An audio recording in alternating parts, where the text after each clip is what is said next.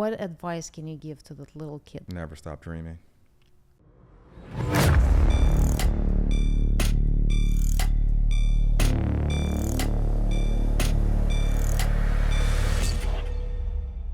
Well, welcome to Enigma of Success. We talk about success, spirituality, business, and how everything is related. And today we have Joe McGill with us. He's one of the top business managers in Hollywood. So we're hoping to get a lot of insights. Joe, thank you for coming and speaking with us. Well, thank you for having me here. So many kind words said about me. Thank you. Thank you. No, I'm truly excited because, this channel is really about overcoming the obstacles, kind of like reaching your goals. And from what I know about you, it's a lot of things that were kind of obstructing your path, even early on, coming from a family of two teenage parents, right? And what I loved, I heard you say that your father was present when you were growing up, and he was actually your kind of biggest mentor. Could you talk a little bit about how you started? Yeah, I, coming from two teenage parents, mom was 16, dad was 18 when I was born. And, growing up in South Central, Watts, Linwood, in the surrounding areas that you are, living in, it doesn't provide the best outcomes for people. But I think for me, my dad put me into positions where, I was trying to follow in his footsteps. He played sports, so he got me into like football at a really early age, and then I showed some promise at that. So, at an early age, playing sports, I was doing football, basketball, baseball, track, constantly into things. And then, as you start to excel, I started to see that I had a very competitive spirit, and I wanted to be the best. So my dad, honestly was from the age of 5, 6, he was a coach for many of my teams until I got to high school. Oh, so wow. I always had him around, just providing that that father figure that he was to me, but he also provided that to other people too. Amazing. I got countless of friends who come back to me and say, hey, Joe, like your dad was, a big part of, of how I was able to, grow up. I didn't have my dad around, but he was there for a lot of people, not just me. Did your parents stay together or? Unfortunately not. It's so early, like they were so young. By the time I was 16, parents split. And when you were 16? When I was 16. So they kind of stayed together for still, a while. With each other for a while. They split when they were 16. I ended up staying with my grandmother when they split. She's my mom was a big factor in my life too. My grandmother, was able to bring me in. I became part of the household. Nice. And, it's one of those things where like she did everything for me, cooked, cleaned, washed my clothes, So as a kid, I was just very much like spoiled in a way, especially living with her. So, unfortunately, they did not stay with each other, but, still we made friends today. Nice. So they're on good terms and everything. Yes. Mm-hmm. Nice. And what did they do, if you don't mind me asking, like when you were growing up? What's kind of line of work? Blue collar. Mom, for many years didn't work. My dad would work, and more of the like grocery worker, just maintenance, things like that, hard labor type of work. Mom ended up as I got older, she ended up getting her nurse's license and started working in the medical field, and she's been doing that over 25 plus years now. So outside of that, my dad, getting in his coaching time after, one thing I realized is that youth coaches put in a lot of extra time than is required, because a lot of them have their dates, their 9 to 5 or whatever jobs they have, but then they also put in those extra hours from pretty much 4 to 8 o'clock, and that's just those hours are not really heralded, like as far as like I have a job, but then also putting in these extra hours. Right. And he did that, like I said, for like 8-9 years. The reason I sort of brought it up early on, because for me it's extremely important. And what you said, I heard you say that it was almost instrumental in your upbringing that your father was there. And I'm a big believer that both parents have to be participating in the child's life. It's an amazing example of someone coming from such a humble beginnings Yeah. The family on both sides were they were there for me. You know, I was kind of looked at as I was the athlete, right? And I did, you know, I was just always in something every weekend, from summer to fall, winter, and going back to like where I grew up at, in the circumstances, there's a lot of untapped talent of kids out there. I'm sure. And growing up in the 80s, early 90s, a lot of the fathers from like other kids that I grew around, were going to jail. You got caught up in, gang violence, drug use, and, a lot of kids get lost. And I think what happens is with people, you lose sight of that. People come back to me all the time and say, Joe, how do you do it? What happened? How did you escape? How did you get out? Right. And although my parents were there, my dad was there, my mom was there for me, my grandmother, all the other uncles and aunts were there for me. For me, my inner self always wanted more. Always felt like I wanted to be something, and strive for things. So I do think there's a part of where like, you need that community that, around you, but you have to find it within yourself sometimes too, to actually like, go ahead and do it. And I think fortunately for me, I was super competitive. So like, from grades, like at an early age, I wanted to be the best.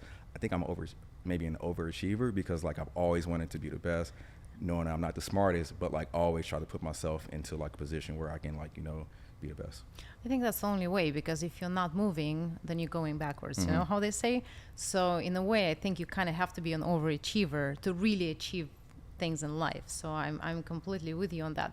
But I think like what you're saying, it's actually fascinating what you're saying, that there is so much untapped talent in the community there, and yet almost like there's no outlet for the kids to I mean, like you grew up there. What's the way out?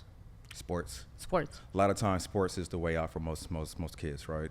If you see the early age, from a football standpoint, basketball, you can see the talent that kind of keeps kids on a straight and narrow path. But then you also have like those outside factors too. As you're growing up, I can remember, even when I started to get in junior high school, I had a lot of friends that were just as talented as me, athletic, maybe a better athlete than me, but got sidetracked because of the people that were surrounding them. So it was very easy to, get sidetracked. And, what I've tried to do, or at least tell people, is that like, the untapped talent is there. You try to keep people involved, and like, I think sports. You kind of want to keep them busy. Yeah, and for really me, sports with kids especially. Yeah, sports is always, it taught you how to like just training, start discipline, to finish, right? Discipline. And I think that's always like fed into like how I am now, is like, you think about a goal and you got to start and finish it. So I think that's what sports really does for people, is like just, help discipline you, help train you, and help you get you to the next level. I 100% agree with you. Yes, I feel especially for boys, you kind of want to keep them busy with activities, because otherwise they have a lot of energy. I'm assuming you had opportunities to be involved in sports. So there were like sport clubs, like how did you do it in South Central? Yeah, so let's talk about football.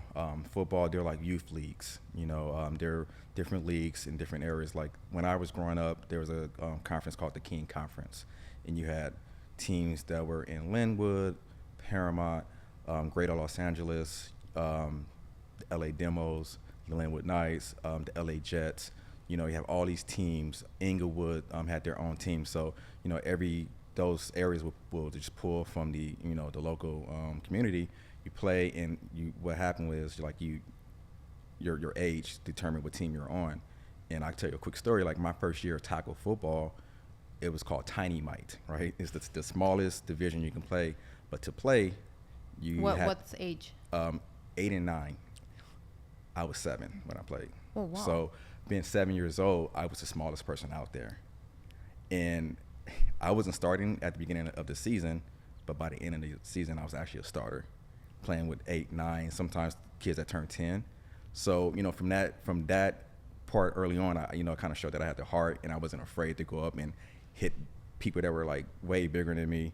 Right. But that's how you kind of get it in, like those leagues, and then you travel from like different places to play each other. And then there was another league that as I got older we switched to, and that league is called the Orange County Junior All-American Conference.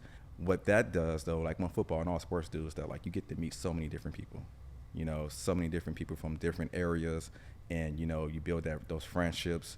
You like, it's so many times I look at them and say, oh, I played against that kid who's in the NFL right now when he was like 11 or 12, just because, out here in LA, the talent pool is so big and so massive that, there are a lot of great, talents out here. Basketball is similar. You mainly play like at the park in rec center in basketball, at least back in the 80s and 90s. Now the whole AAU setup is different, but like back then it was just more of your local park. You had a team, you sign up, maybe there were tryouts, and then you got put on a certain team. Lucky for me, my dad was always a coach, so I was always on his team, and we had our pool of players. It's fascinating how passionately you talk about, of course, football and NFL. How hard was it for you to kind of have that dream go because of an injury? Take it back to when I was 14 or 15. If you'd asked me at that age, I really wanted to play college basketball. I was a two-sport player at that time, football and basketball, and my dream was like, the ultimate dream was always to get a scholarship in any sport. But at that time, basketball, that kind of moved up to the front over football. But as you start to kind of grow up, you start to see your height and see things not, you're not, reaching like I wanted to be 6 foot, never got there. So still great in basketball, but then football, I knew that was going to always be a fallback for me. I knew that I would be able to get a scholarship, and I knew that along with athletics, I needed to make sure that my grades were right too, right? So I made sure in school I pushed myself, got the grades, so that when it came time to getting a chance to be recruited, and luckily I was lucky to be recruited by colleges. So when I was able to achieve my dream. Unfortunately for me, as I got into college, and I did a stint at a local junior college in Cerritos, called Cerritos Community College, played there for 2 years, transferred to Weber State, which is in Utah, and I'm there and, loving the school. It's totally different from LA. And I'm out there and I feel something in my knee just not jiving right, It's almost, I kind of give the example, if you're riding a bike and someone puts a stick in the tire and you try to go forward, your leg just locks up.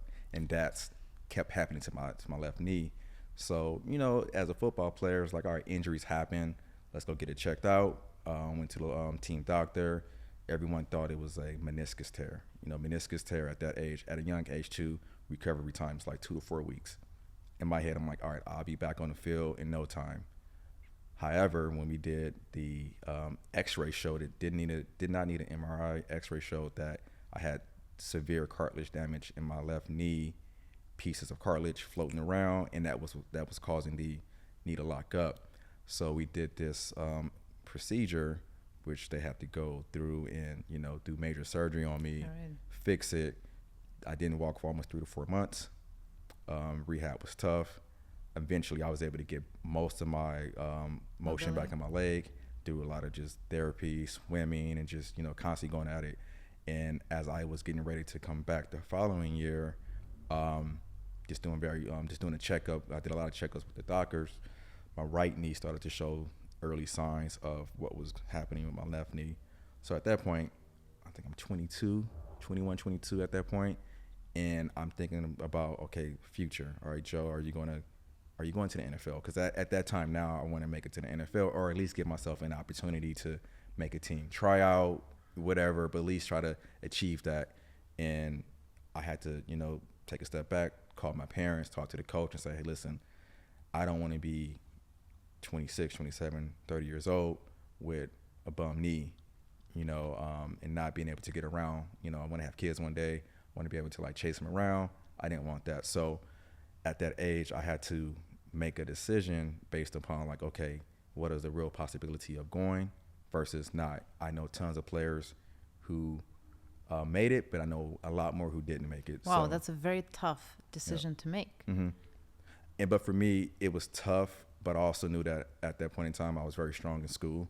So I knew I was able to fall back on my academics, which a lot of my friends at that point really, they took school serious enough to get the scholarship, but they were not taking school serious enough to, if football didn't pan out, like what were they going to do after that? But I always had a plan. And You kind of always were level-headed, right? Try to You be. sort Yeah. of, Yeah, I was one of those kids who, high school counselor, college counselor, go in there and talk about what classes we need to take. I would just say, hey, these are my classes right here. I already kind of did them homework, did the math, and I knew exactly what I needed to do at the high school level to take the appropriate courses to qualify for any university. Same thing when it came to college. I pretty much would go in there, have a conversation with them, but also kind of already knew what I was doing already. of course, there's so much argument these days about like how much the environment, the schools, the household, whatever kind of contributes to where people end up in life. And today you said that yes, all that is important, but that inner, what's inside of you, is so important. And I see that in you because I'm assuming nobody was like telling you what to do. It's just something inside you knew. Okay, I have to focus on the academics. I can't just it's all those things that this over competitiveness. That's it was just kind of your trait of character. So it feels like there are certain things that you can't teach. I think that's true. I think as I can remember back when I was a young kid, maybe 5, 6-ish, 7 age range, and running around my grandparents' house and just always thinking about I want to work in a high-rise building, just did not know, but like just having those thoughts, I want to take care of people, and I've always had these like maybe big dreams. Sometimes, people say that, you dream big and sometimes they happen for you. I always had dreams. I always had these big dreams of, wanting to work in this place and that place. And I do think it's a lot of things do come from the inner self, right? You have to push yourself. No one in my family, immediate family, went to college. No one graduated college. So Yeah. I was the first to do that. Most people would graduate and go get a job because you had to go help out, and it was one of those things that, it's just like, you just do what you have to do, But what would you tell people that say, well, yeah, but the environment, I couldn't because the environment, because this, that, and that, because you're a prime example that's all that aside, you can be successful. Like, what would you say to those people? It's a good question. It's when people say that, because I do hear that sometimes too, like, well, I didn't have the right, setup or the right people around me. And that is true a lot of times too. So I just think in those type of situations, I think the community needs to come even harder and become around them a little bit more to make sure that they can like straighten them out. I've had cousins who are people in my life who have had like, I think a rougher experience than me growing up, and they were able to make it out of the, South Central, the hood, whatever term you want to call it. Yeah. They were able to get themselves out because I think they had that, the inner, just like, I need to do this. I want to be better. And I think that's what it was too.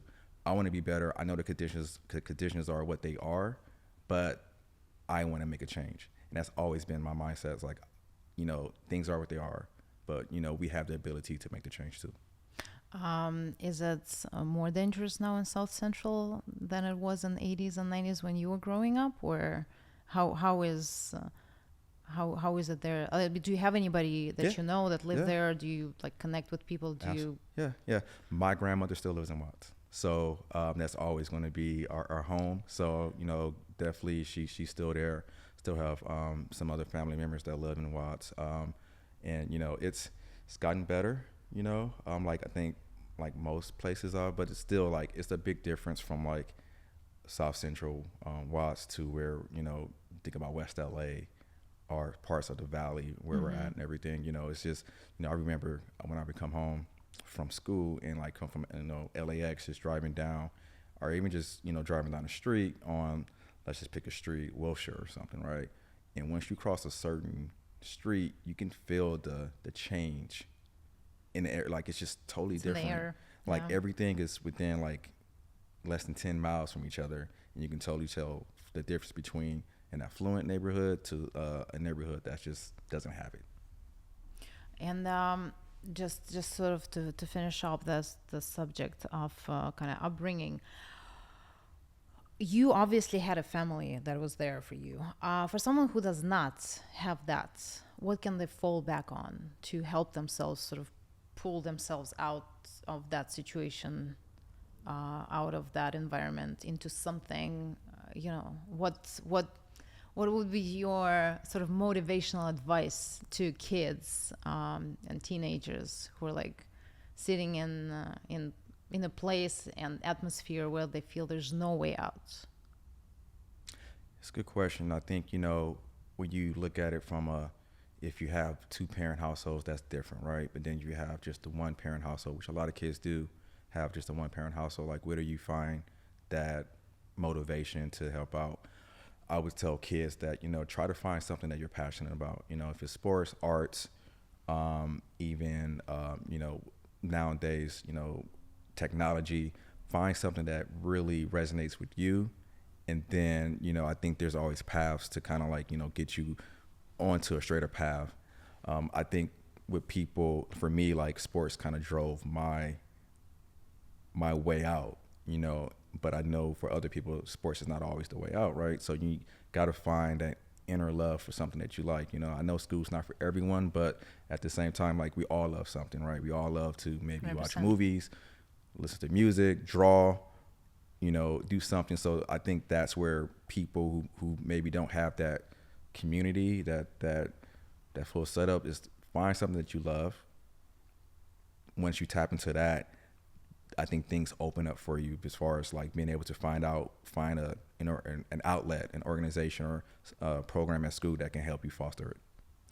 And years later, now you are in Variety, Hollywood Reporter, as one of the top 100 business managers in Hollywood. I always chuckle at that. It's a surreal feeling. Yeah, no, it's definitely a surreal feeling, to be honored amongst the top business managers, because I think what we do for our clients is very important. We wear many different hats. Speaking of, because I wanted to ask you, you graduated with a degree in accounting, correct? And another thing which is amazing in your journey is that they let you graduate even though still on the scholarship, even though you're not playing football anymore. I mean, just give me a little brief of how that happened and how you transferred from accounting into more of a business management. Yeah, I think, even if the part of me majoring in accounting was something of a fluke. I was in an elective class in high school, and I had a teacher who, knew about my athletic success and was just asking multiple people inside the classroom, like, what are your plans after college? And she came to me, and being a young, cocky kid, confident kid, you want to call me at that time, I was like, I'm going to the NFL. That's what I'm going to do. I didn't say NFL. I said I'm going to the league, because that's the word we use for going to the NFL, going to the league.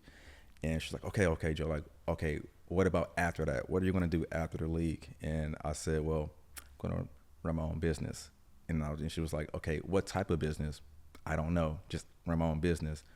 And, she kind of knew I was good with math, good with numbers. So she would ask me, like, well, have you ever thought about accounting? I said, no. Because at that point in time, when you get recruited, and I know it's different now because they send you emails, but like, you get a paper mail, information sheet, you fill it out, and they ask you your height, weight, everything. We always embellish our weight, at least I did, You want to be taller, you want to like say you do all these things, but then like they ask you like, what are you going to major in? And at that point in time, for me, I kept putting marketing, advertising, business, something business. Yep. And she said accounting. And just from that, the moment she said that, I started to just change it over. So every school that would talk to me, I would say, do you have an accounting program? Accounting. And I had no idea about what accounting was. And I took my first intro accounting class at my junior college. The teacher there had worked at Mattel for years. Oh, wow. And it just clicked, like debits and credits. It sounds boring, but I was able to work it out, and everything. Because with accounting, just like math, it was something that you need to do every single day. If homework was assigned, you had to do it to understand it. So I did it. And then once I got to my university, it was on steroids, because, at that level, now you're talking about what are you going to do? Are you going to go to audit or tax? So when I decided that I couldn't play, or made the decision with my parents and my coach, I was somewhat nervous that they would not let me stay on scholarship. It was to the point where I was thinking about transferring back home, looking at maybe going to, USC, LMU, because they all had great accounting programs, right? So I just wanted to get back. And he was like, no, like, we'll keep you on scholarship, but you're going to have to work for it too. So I was on scholarship. I did a lot of just what we would call like graduate assistant type of work, where I would do a lot of the filming of the practices. I would just do, run errands and things like that. So it kind of had me thinking about, well, maybe I might want to coach too. Then I looked at what they made as assistants, and I said, no, it's not for me. But yeah, it was the coach was great. He's still at the school in a capacity. The love for him keeping me on scholarship was just never forgotten. I pretty close with the school as far as being an ambassador to Weber State. And the fact that he was able to say, you know what, because you got to think about, as a head coach in college, your job is on the line. If you don't win, you get fired. Right. So you had a player on scholarship that was not contributing on the field, but you still kept him. So I'm always grateful for that. So you're getting a degree in accounting on scholarship. First, let me ask you, at this point, how much do you think luck in general plays in success? I do think it's luck. There's some luck that plays into it, right? I think the right circumstances, the environment you're in, and I think the people that were around me at the time, believed in me, and could have very easily pulled the plug on keeping me on scholarship, could have sent me home. I would have bounced back, but I was glad to do so, because you just develop the friendships. You continue to develop the friendships with your teammates, and also with the school that I did. Like I said, I'm very involved with the school right now, and being out there away from home, by yourself, you're learning how to live on your own too. It taught me a lot. It taught me a lot about myself. Taught me that I can live in cold weather. Also. I know. I was gonna ask you about Utah. Oh yeah. So, just living out there, the experience was great. But yeah, I'm very lucky, and I do think that plays a factor in, my story, and also in life in general. So accounting kind of requires a lot of discipline. I mean, me personally, with numbers, I can't. If you don't study, you're not going to be a great accountant, or even pass the classes. It's a attention to detail type of profession. It's something that you have to, practice and replicate over and over again. And I think for myself, once I got into accounting, and I realized and started to kind of see what an accounting degree could lead to. Started seeing that a lot of CFOs, a lot of, the controllers all had a accounting background. So for me, I knew that I was like, okay, the path to what I, at least post college, working in a professional world, like an accounting degree, get your license, at least it opened up so many different doors for you. So yeah, I mean, the accounting, it's on paper or just in just saying it out loud it's very boring. It's a boring profession, but so much more within accounting. Money, you talk about money, and your people's relationship with money. It's almost, in my profession right now as a business manager, we're like therapists to our clients too. We talk about a lot of different things, wants and needs for our clients. Your relationship, do you freak out when you start to make a lot of money, or do you not freak out? Are you okay to, put money away? Or are you the type that, once money comes, you feel like you have to spend it because that's what you were brought up on? Right. So we have these conversations, but bringing it back, accounting, it's I think it's great. I think all people should, at least take a course in it, because once you understand, how things work, even with, banking, doing writing. I used to write my own, when I first got my first checking account when I was 16, with the help of my mom and grandmother, I would, balance my own checkbook, back then we did that, I'm maybe, nice. My age is coming out, but it's you did that, with a checkbook, you write it, and you have the ledger and everything, and you just write everything in. At least I did, so yeah. I took it kind of serious. Wow. No, it's amazing. How did you sort of transition and sort of found your way to business management side of things? Yeah, so graduated from college in 2003. Bachelor of Science in Accounting. And at that point in time, I was in Utah, and I had a couple different options that I could have gone with.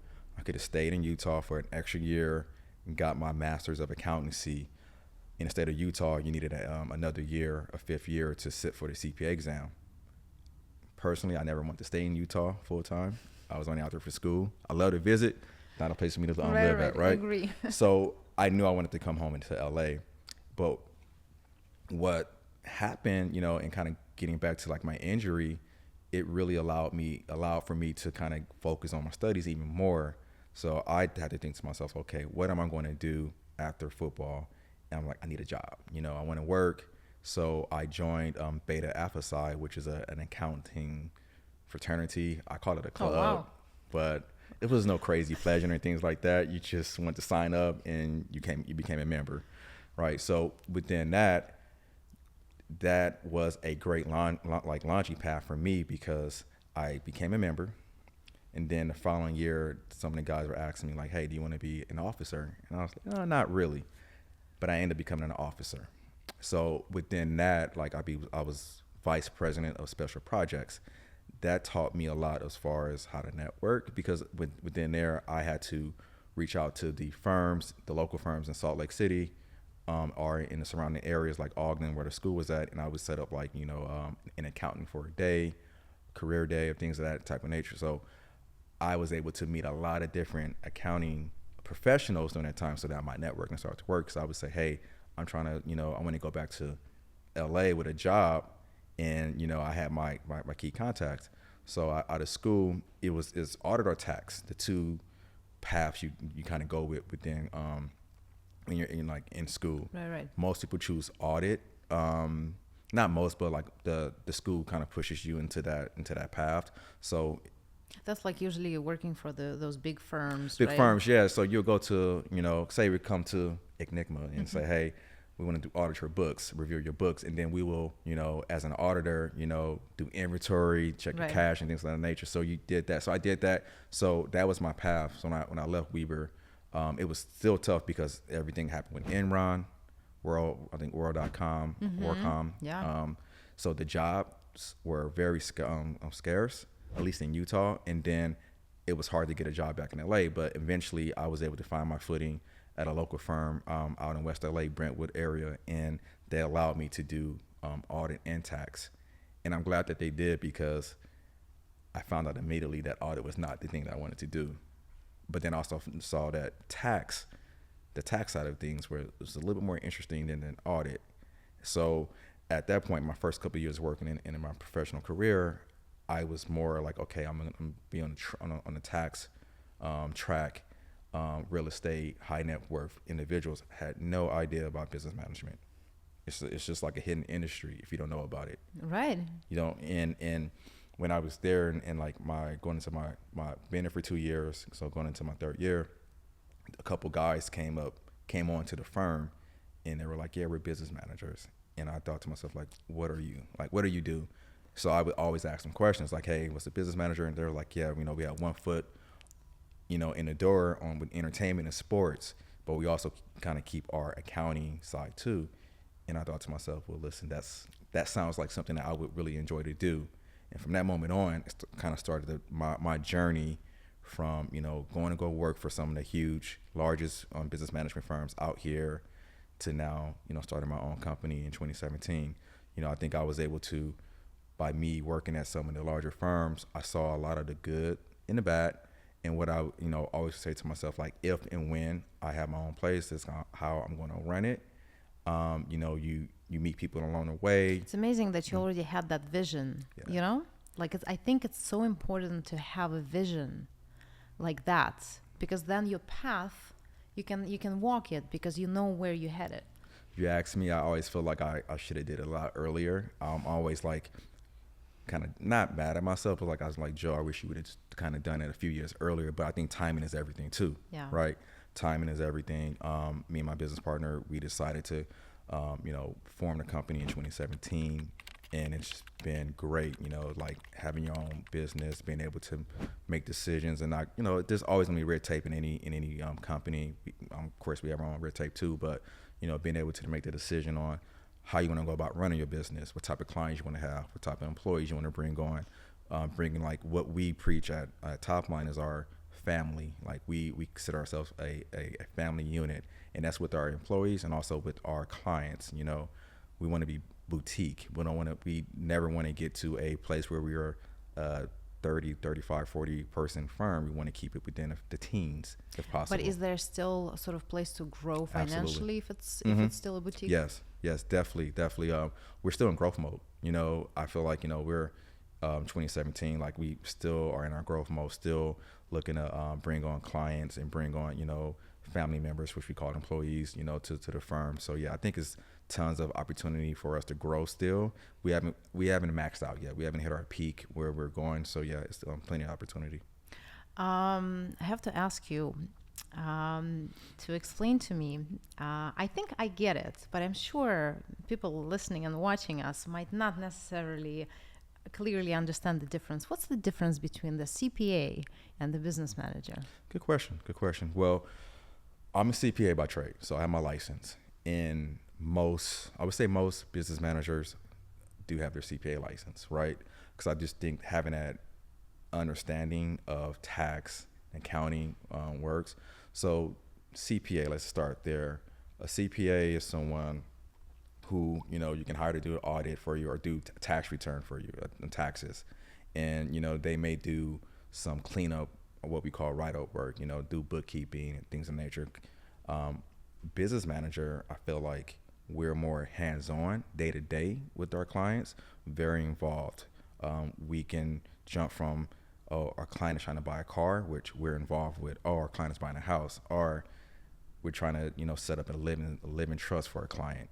We wear so many different hats where like we're day-to-day to where like a CPA, if you ask me, a little more like not reactionary, but like just they're not as involved. Right. No, I hear you. I mean, obviously we have a CPA, and you're right. It is more reactionary, and you kind of have to ask questions. If you're interested in something, they're not going to voluntarily give you advice, so to speak, necessarily, because they're just responding to what's there. So that's definitely an interesting separation between the two. I heard you say once that you guys, the business managers, are kind of like personal CFO. And you spoke earlier about sort of the psychological aspect of which fascinates me. Tell me a little bit of those sort of spending habits. Like, what's you were saying that sometimes people get a lot of money and they're spenders all of a sudden, and sometimes they're the opposites. They just want to save everything and not spend a dollar. First of all, what do you think informs those type of behaviors, and what are your tools to advise? What do you base your advice on? That's a good question. I think when it comes to the question about spenders or not, I think a lot of people are what they are before they get money, right? They already kind of have that penchant to go out and spend. So as you ratchet up your income, you start to make more money, your spending starts to keep going at the same pace. Or vice versa, if you're not a spender and you start to make more money, you kind of still stay at that same base level of their spending. Of course, we understand that things are kind of go up a little bit. You want to buy a house or things of that nature. It doesn't completely go the same as your income that you're making. So what we're able to see, since we kind of are CFO, personal CFO, we're driving the bus, we see the spending habits. So we can try to get out in front of it as we are, the one thing that we see is that credit card, right? So credit card statement closes, we see, 1 month is high. Now, if it's the next month the same and it's continue to be a high, we can kind of step in and say, hey, client, we see that this trend is going in this direction. You're making this X amount of money. If you keep up that spending, you're going to run out at a certain point in time. So we have our mechanisms to where we can put together spreadsheet budget to say, based on your spending habits, if you continue, you need to make X to break even, right? So for example, we've used this with like a lot of clients where we identify like, well, your travel, or you're going to Nordstrom's, Bloomingdale's a lot, and everything's like, if your clothing, if you're getting like cut back on that, let's just say 20%, now your gross where you have to make it can come down. You're not putting that much pressure on yourself to where like you have to make this money to live your current lifestyle. Some clients love it, some clients get freaked out by it, but Can imagine. what I tell clients a lot is like, I'm not there with you every day, right? I'm not there when you're sitting down on set or at home or anywhere and you have the phone by you, right? And you can just click nowadays. You can go to Amazon, go to anywhere, like Uber Eats, Postmates, all of that. You can just click. So like you got to have the self-discipline to understand like, okay, well, if I want to pay this, like if I'm going to buy this, what does that mean, long term? Because at the end of the day, the money is not ours. We can advise, we can say, hey, you shouldn't do that, but it's still our client's money. Now, a lot of times, we have power of attorney to help out, to move things along the way, to kind of like streamline the process. Right. But when it comes to that, what we call, the credit card or a pocket account, which is like debit cards, like we're not there. Now we can try to put some mechanisms like on a debit card, maybe to where like, okay, there's a limit that you can't go above. But if you're constantly doing it, then like it has the risk of maybe going, like a overdraft, then we have to fund it. So if you keep spending, then now it's like you're just funding your spend. So clients, they do understand, they get it. And I think what happened last year with the strike and also previously with the COVID shutdown, it really put into focus people's spending habit, because even with COVID, people were able to kind of shut things down and not spend as much. And we saw that like actually people actually can, like you can stop spending. This time around, with the double strike, WGA and SAG, it was the same type of thing. People had to really just hunker down and not spend because the loss of income, it just stopped for 4 or 5, 6 months. Interestingly enough, well, I have a friend who is in beauty business. And he said you ask anybody in beauty business, nails, hair, whatever, everybody were down during the strike because so many people just stopped using the services. Mm-hmm. So all those industries went down. Mm-hmm. It's incredible how things are interconnected like that. But people, they sort of pulled back their spending on certain things. I think you hit on like the fixed costs, like, the mortgage, rent, your insurance, like those things we tell, like, these are what we know are going to happen every month, right? So we know this is what needs to be, it needs to be paid, but it's the variable spending, right? That's what you can control. And if clients, once they kind of understand that, then, we can see progress. Because one thing we do ask, say, what do you want? Like, what are your goals for the year? Like, are you, you may have, you have this X amount of money coming in. Are you trying to save 100,000, 50,000, 25,000, 10,000? Like, what are you trying to do? Because if you're trying to do that, we can put the mechanisms in place for you to go ahead and do it. But it's a tug and pull situation, right? We talk to them, and like it has to be cooperation on all sides, and mainly by the client. I'm loving what you're saying. I'm loving your profession more and more the more you speak, because you're almost like a coach. You know what I mean? Like you're helping people with their discipline. Mm-hmm. With their spending, because I think we can all be a little more educated in terms of money in general, and just understanding even simple, investment terms and things like that. Because I think in general a lot of us are disconnected from that, and that I would think that probably actors and musicians are even more sometimes disconnected. I mean, unless you take Shaquille O'Neal, who is one of the most amazing business people I've ever seen. O'Neal has an impressive portfolio of franchises, including 40 24-hour fitness gyms, 150 car washes, 155 Five Guys burger and fries, 9 Papa John's, 17 Auntie Anne's pretzels, and a few Krispy Kreme restaurants. He has sold some of these holdings, including all of his Five Guys holdings. Among many successful investments are Google, Apple, Lyft, and Ring. In 2013, O'Neal invested in Lyft a year after it was founded. Lyft later went public in 2019 at a valuation of $22 billion. 2 years after Ring got kicked off Shark Tank without a deal, Shaquille O'Neal not only invested but also became the brand ambassador. Ring was acquired by Amazon for $1 billion. a lot of times actors just don't think about those things, they kind of focus on the art and they want to focus on the art. I want to ask you about the efficacy of where, maybe it's a strange analogy, but when your friend is an alcoholic, like how much can you intervene when your client is a big spender, but you see they're going down the roads, but as you said, you can only advise, you can't tie their hands up. Do you ever have those sort of moral dilemmas where you want to do the right thing, but at the same time you're working for them?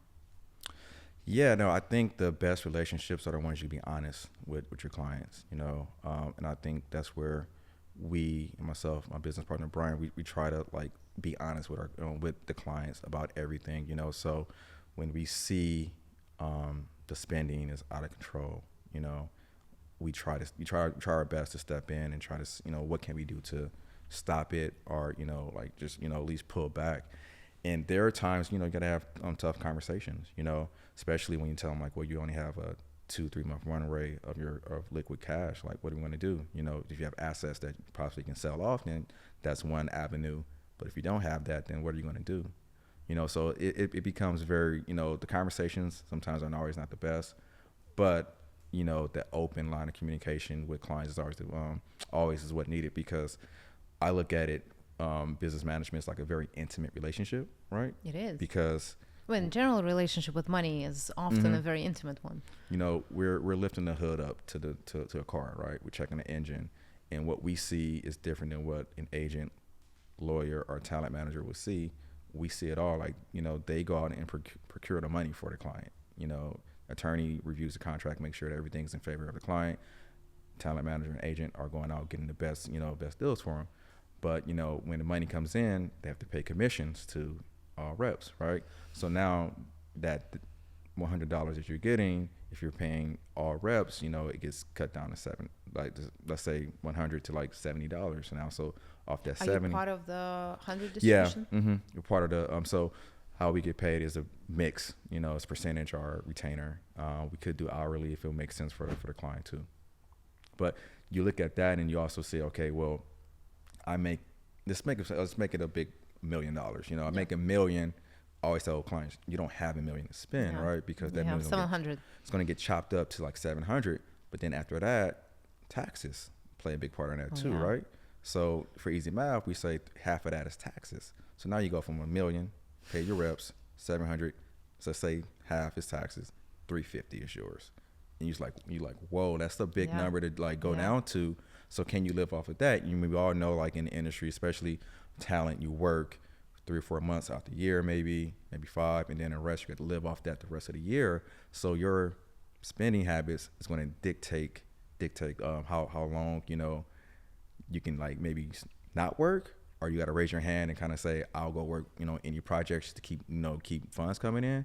But it also allows you to be when you have the discipline and you had a decent career or a really good career like you do, when you don't have that crazy spending habit, it allows you to be a little bit more focused or more pickier of the next jobs the jobs you would take on. And you actually you don't just work with individuals, you work with like law firms, right? They're your clients, and like entertainment companies, I'm assuming. What's the main differences between working with an individual versus a company? Well, in an individual in entertainment, once they form a loan out, we call it a corporation. We call it a loan out, which is short for that, because the individual is loaning their services to the corporation. So you work through the corporation and you get paid. The studios pay you.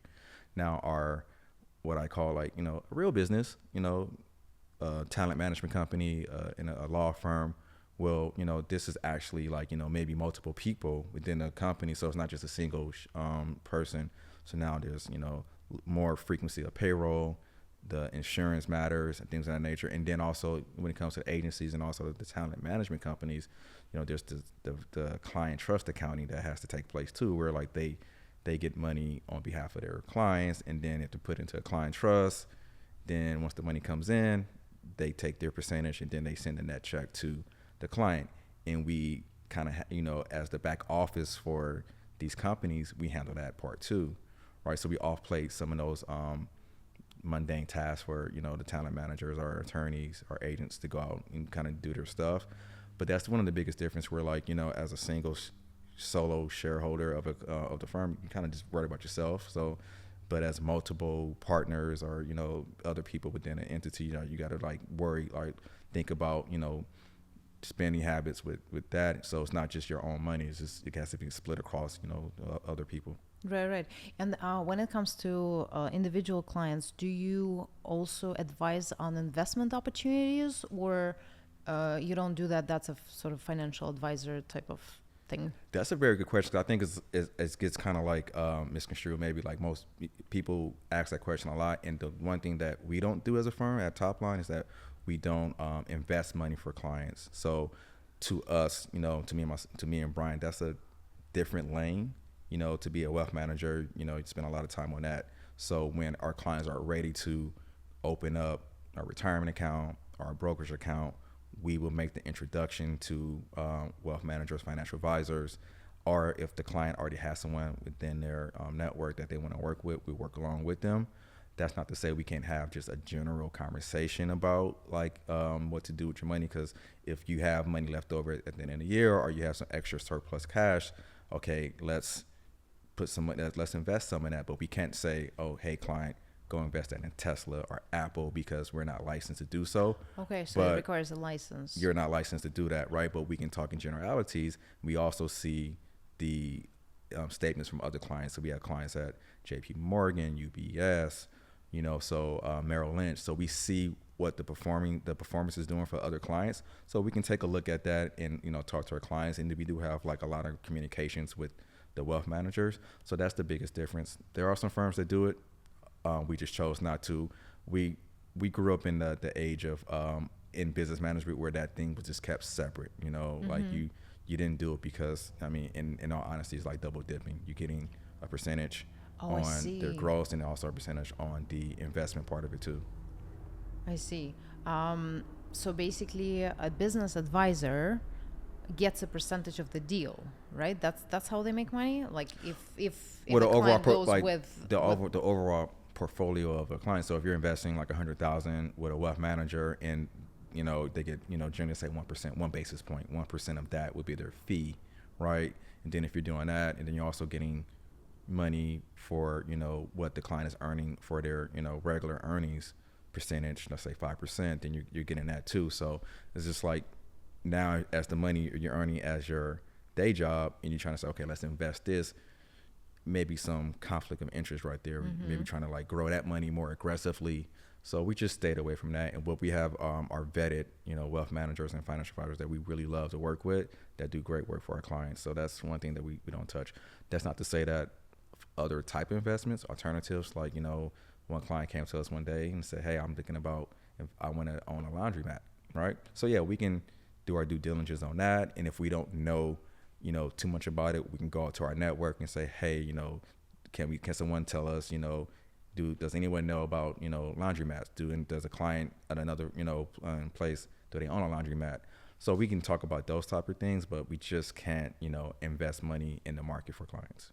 And in terms of general sort of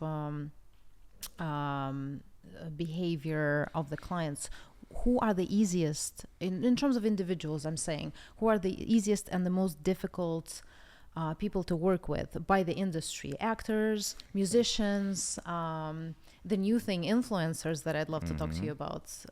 Who are the most difficult and the easiest clients? You know, I don't think it really comes down to like Industry. being an actor or a director or writer, producer. Sometimes I think maybe the age of a client, or there's just the relationship with it, you know, because we have clients in all facets across the board, you know, actors, writer, producers, directors, comedians, you know, it just depends on their relationship. So people would normally say actors, you know, that's kind of like an easy, you know, low hanging fruit to throw out, but I don't see it that way. I see it to where it just depends on the individual, you know. I think with the type of money that an actor can probably get, sometimes like comes really fast, writers sometimes have a more streamlined money coming in, throughout the, 3, 4, 6 months, or maybe longer period of time. Sometimes actors get money like dumped all at once or quicker.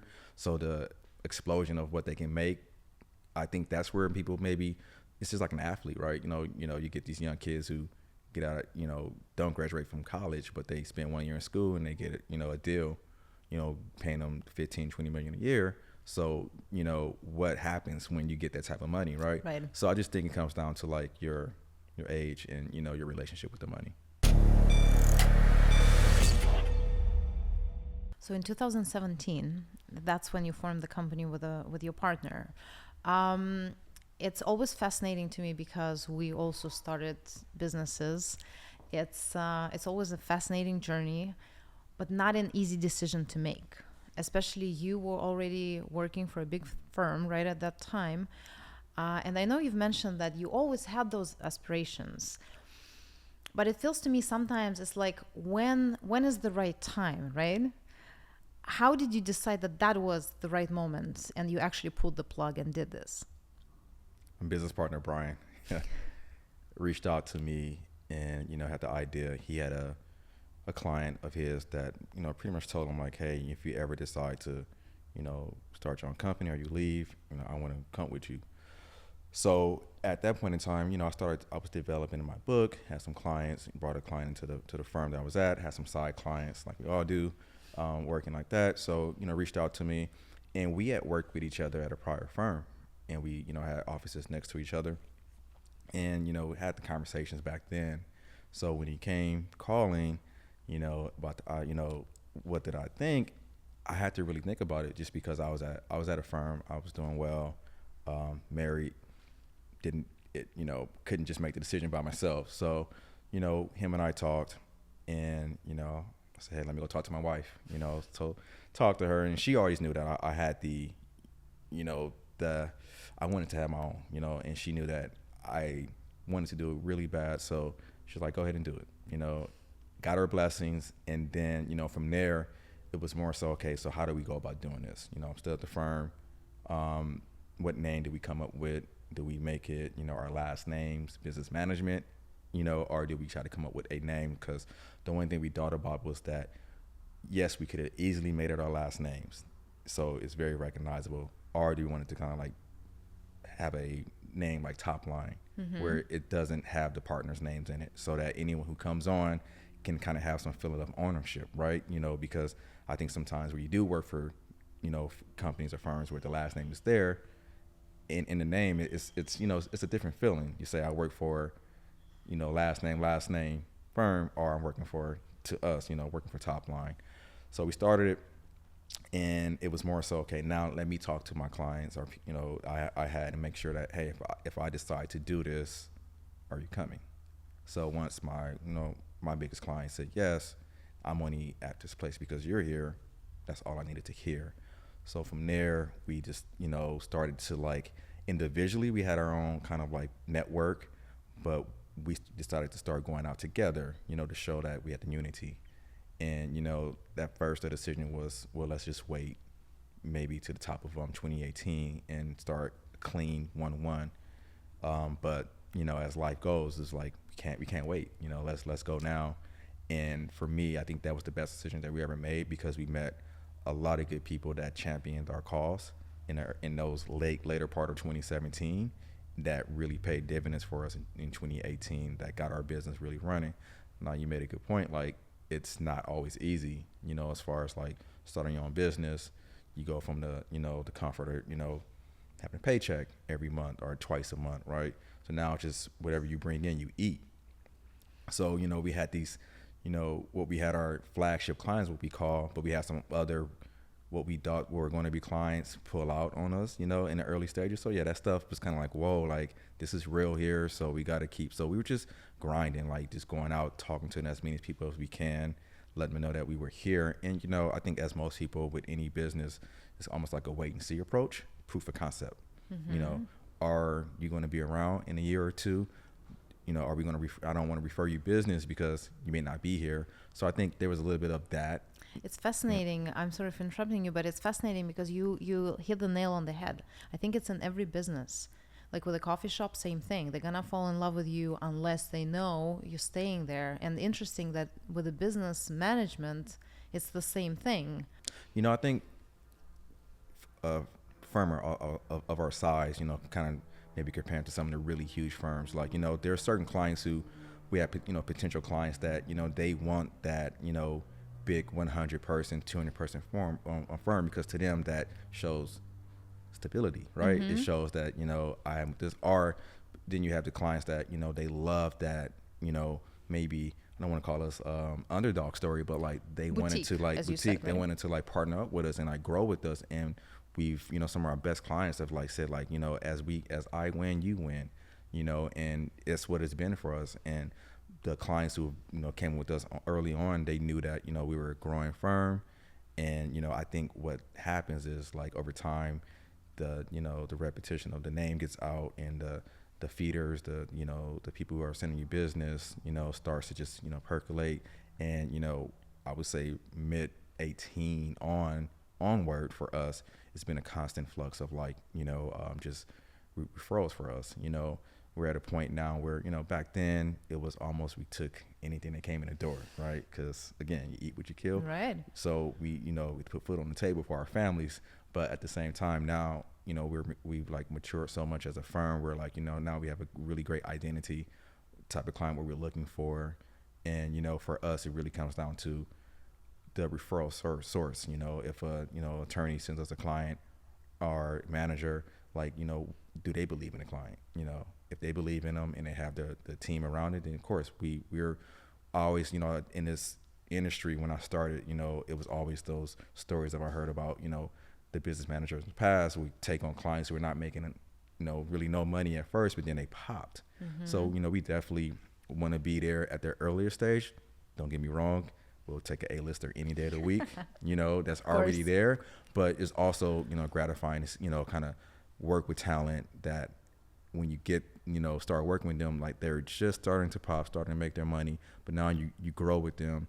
Now you've been along with them to buy the house, to get the living estate trust. Now you see they got married, they got kids. To kind of be along for that ride, that's what makes the job very enjoyable for me.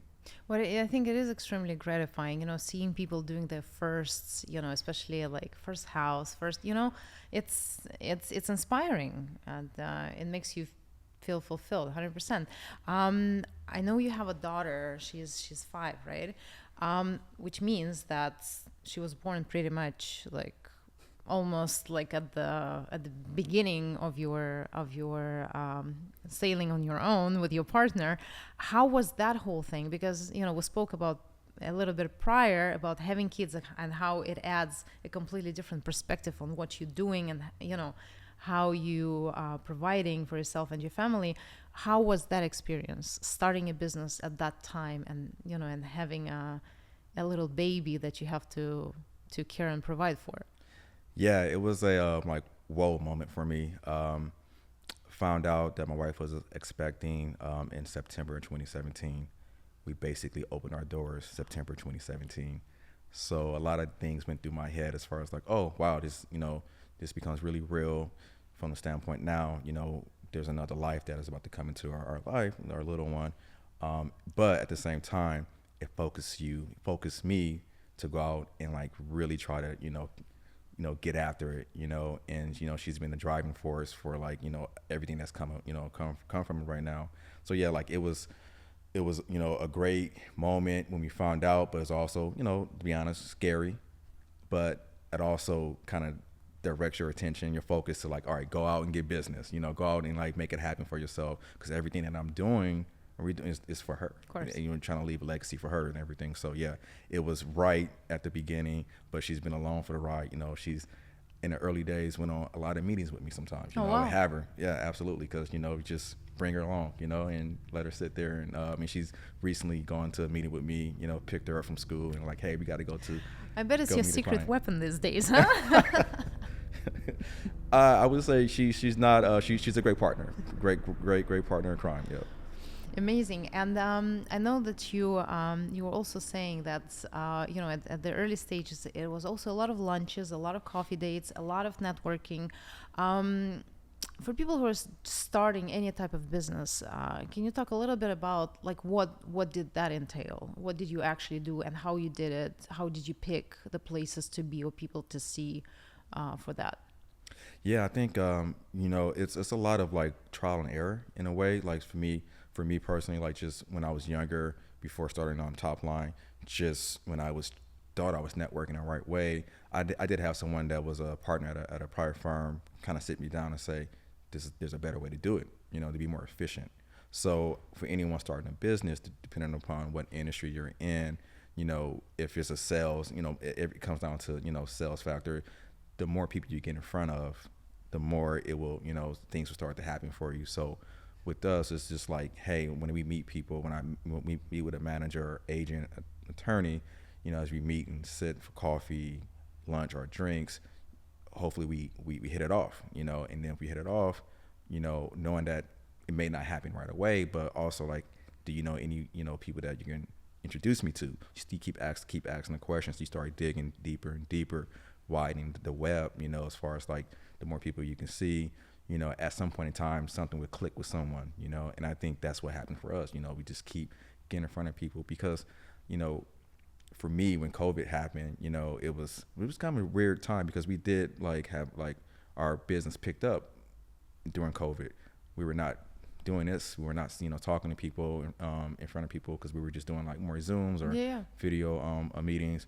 But the moment, everyone got back to doing meetings, like we were chomping at the bit to get out because like, to me, like the in-person interaction goes so much further than like over, just a computer screen. So, doing this, you can get a, feel for the person, they get a feel for you, and then they can genuinely kind of say, okay, they want to help. And most people, what I learned starting a business out was that people want to help. People genuinely want to help you out. So anyone starting a business, just ask. There's an old saying like growing up in my family, or at least a closed mouth doesn't get fed, right? Raise your hand, ask So questions. true. If you want to do something, you're trying to get somewhere, you have to ask a question because people are not mind readers, right? So if you don't ask, I think we forget because a lot of times we overthink things so much. Like people already get a no in their head before they even ask, and this is such an amazing advice because really like ask first before assuming things. You are one of the very few firms, right, that are completely black owned company. not completely, majority. Majority. How is and was at the beginning that experience for you in the business? I think it's what I'm happy to kind of shine light to as far as being like a black business manager in this industry is that like we are capable too. I know the other firms that are black owned. I know them personally, but it also is gratifying because there's a point in time now where a lot of talent, they're telling their reps like, hey, not saying that I have to work with a black business manager, but I would at least like to speak to one, just because I think there was times where like no one was put in front of them, so they went with whoever told them, whoever the rep told them, hey, you should meet with this person. But now I think there's way more opportunities for people of color to like work with someone like myself, and I tell we do just as good of a job as other firms and other anyone else. So it's been gratifying that my roster is really heavily I would say is very mixed, from the type of male, female, just race. I do think it's had an impact in a positive way, just from the last few years of people sometimes even seeking out that because it was almost just like unknown, like, are there any black business managers out there?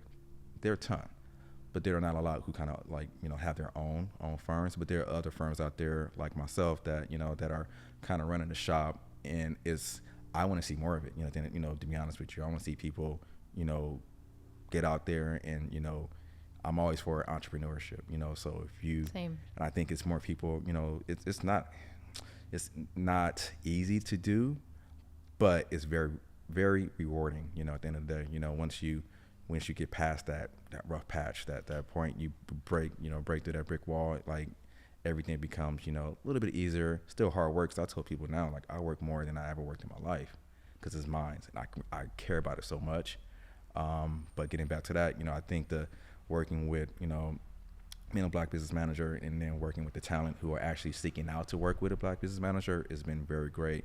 And, I think, proving my worth, proving that, hey, Joe, Topline, they do a great job. They're able to still do the same thing that some of these bigger firms are doing. It's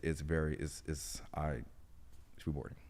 Well, speaking of bigger firms, it always felt to me, that's just my opinion, you're kind of better off with a more boutique firm when it's such a sort of catered type of relationship, with very personal and intimate, as you said. You kind of want to be with someone that you can trust, that will be there, that's not thinking about 100 other people, but actually has your focus. I mean, has their focus on you. So that that makes a lot of sense.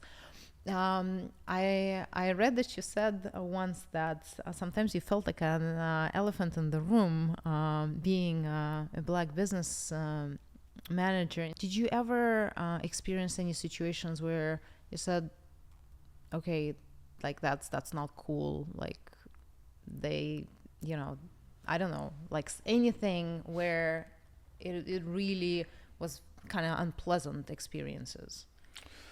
I don't think maybe too much unpleasant experience.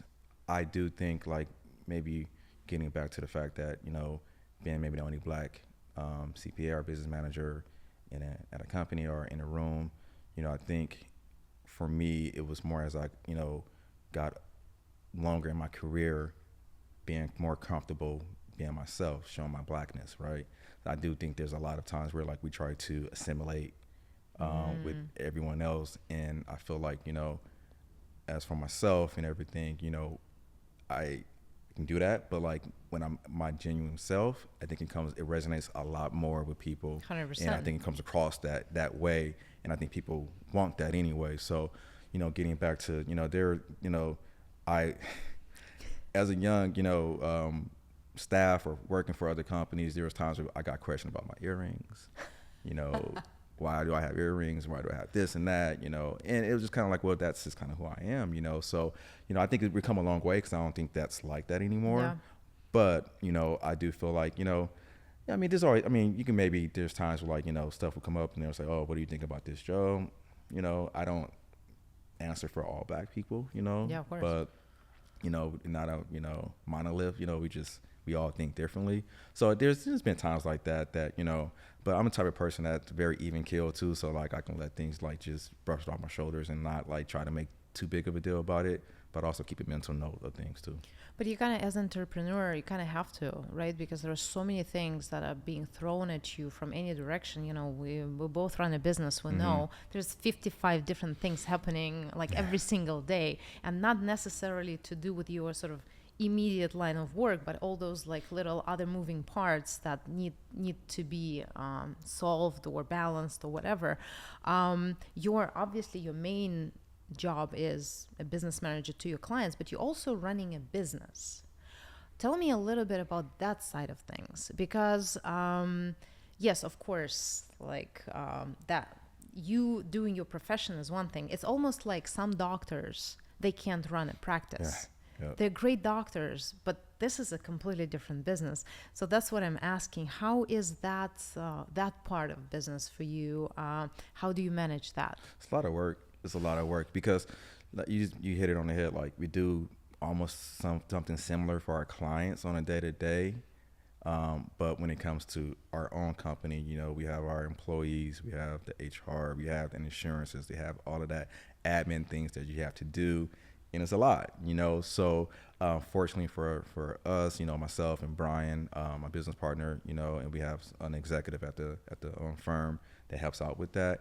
But you're right, though. It's a lot that goes into the everyday running of a business, that you don't think about at the beginning, just from managing people, the hiring aspect, getting this, making sure that everyone is, feeling good about themselves, making our work environment at the office, great. Also, maybe, getting with the times, everyone wants a flex schedule now, so acquiescing to that. So there's things that you have to kind of like just always be on the, you have to be flexible nowadays, and I think that's where we've learned as business owners, myself and Brian, is that because it started off with just two of us, just him and I.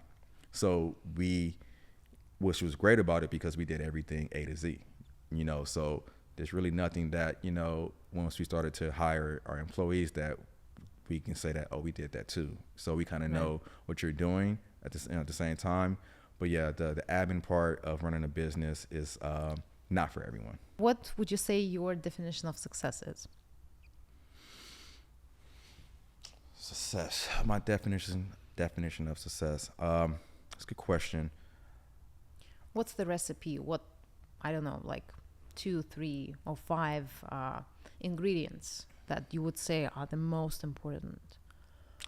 I would say success is you start out to do something and you finish it, but along the way there are obstacles that you have to finish, and being able to maneuver through the path to do it, so success to me is that, I, as a person or individual myself, I start and I finish, and how I got there. I would say that, success was, for how I was raised, was graduating high school, right? Success was going to college. Success was finishing college.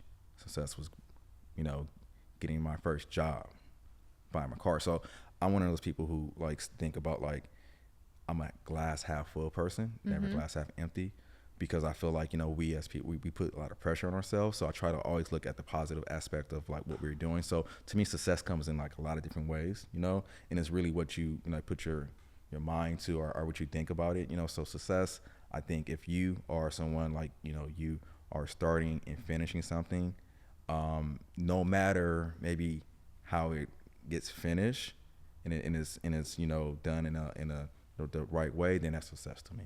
If you had to give business advice, what's the best way to manage your money?